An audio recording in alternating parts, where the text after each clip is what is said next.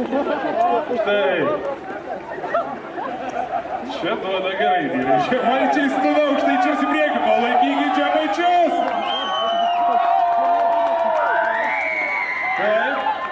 Aukštaičiai nepasiduoda, krenta ant rasto ir viskas. Ir šaukia dar, įdėkia kažką. Kutena gal juos viskas. Kiti ristynio eina. Neturi ką veikti vyrai.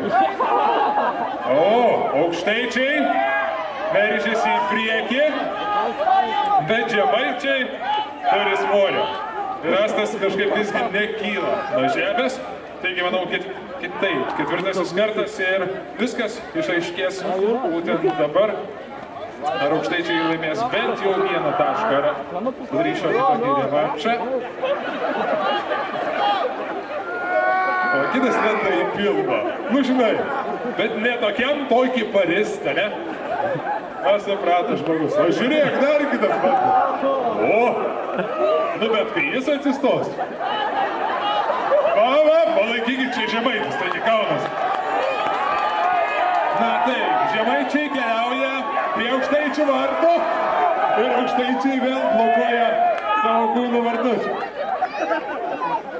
Čia dvi poros numojas. Taip, turime ketvirtą tašką. 4-0 laimėjo žemaičiai.